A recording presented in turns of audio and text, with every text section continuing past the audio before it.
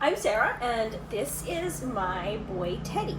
He is my assistance dog or service dog, and because he works so hard, he gets extra good food. So today we are going to make arroz con carne, but for him. So we live in Australia now, but when Teddy was a puppy, we lived in Key West, Florida, and the marina there had a place that did human grade dog food on premises. So you could walk in and she was always making the food, and that's what Teddy grew up on. And now we're back in Australia. He does eat kibble, especially at work, and he has other foods because it's good for his teeth, but for the most part, I still like to give him homemade food because I know what's in it, and I know that he always seems to like it better than, even if I buy other people's homemade food, he seems to prefer mine. And also, it's cheaper because I can make him food for the week for like $10, whereas a bag of like good quality dog food in Australia can cost $60 to $70. Now I do give him rice. This is basmati rice just because it is healthier, and he does like quinoa as well. But I give him basmati just because he seems to prefer it and it has less carbs and stuff. Every week I try to give him a different meat so he does not get bored of it. So this week it is beef and veal, but sometimes he gets chicken or pork or turkey. It just depends. Turmeric is really good for him. And here's the vegetables he's getting this week. I change them up depending on what I have. It's peas, blueberries, that is butternut squash, and carrots. And sometimes I will have 2 pots on the stove going at the same time, one for him, and then I'll make myself like a rice dish as well with all of the vegetables in it. I just have to remember like which one's which, because obviously onions and garlic, which I enjoy, are pretty toxic for dogs. So if you are going to make them side by side and then they feel like, they're getting the same food, just remember dogs do have things that they can't eat. And this shouldn't be controversial, but it is, but wash your rice. And I pre-chopped everything so you didn't have to watch me go through that whole process. But basically we're just going to put the rice in there, cook it a little bit, and then add the vegetables, and then add the meat last, and then let it all kind of simmer down. And it's so easy.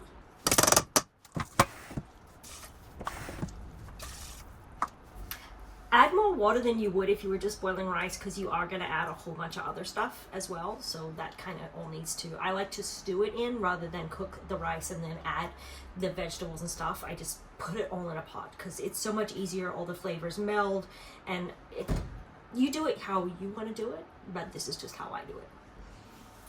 And a lot of the times I also just buy whatever meat is cheap or on sale. I try not to buy him chicken all the time because they say that dogs can develop an allergy or sensitivity to it.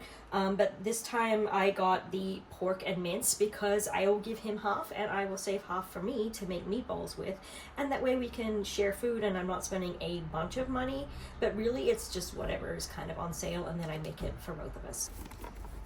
Okay, rice is boiling and it has been for a couple minutes, so let's throw in some vegetables.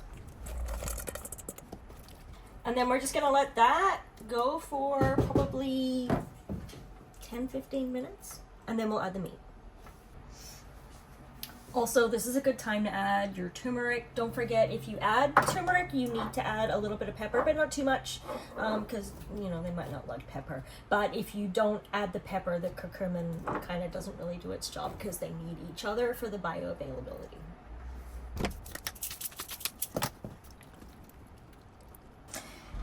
Now, dogs love fresh herbs. Like Teddy absolutely goes bananas for basil, but I'm out. I picked it all the other day. But I do have parsley, which is also really good for dogs. So I'm gonna chop some of that up and throw it in as well.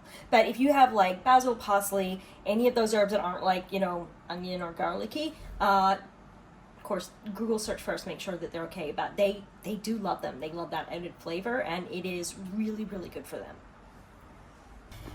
Now, once it's all cooked, I use ice cube trays. I was using the little tiny ones, and that way I could just punch out a couple and put them as toppers on his other food. But then I finally got this size, and this is a meal. So when it's frozen, this is last week's one, this is what it looks like, and I will have enough for 6, and then like 2 or 3 days of just like regular fridge food, and I can pull that out. And then once that's gone, we have the frozen food, and I just can wrap them up if I need the thing again. And so then I take this when I get home from work, throw it in the microwave for like 1 minute, 10 seconds is usually pretty good. Break it up, let it sit and so it's a little bit cool, and then he devours it. So it is boiling, it is pretty cooked, like the pumpkin is soft. So we're gonna add our meat now.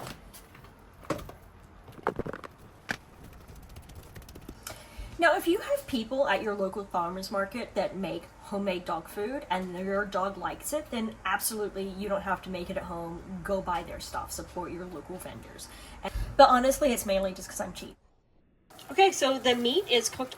And so now I am just gonna fill this, which is 6 days worth. So anyway, I hope this was useful and that you enjoyed the video as much as Teddy liked the food. Let me know if you try making your own dog food, and if you do, what you put in it, and we will see you next time. Say bye, buddy.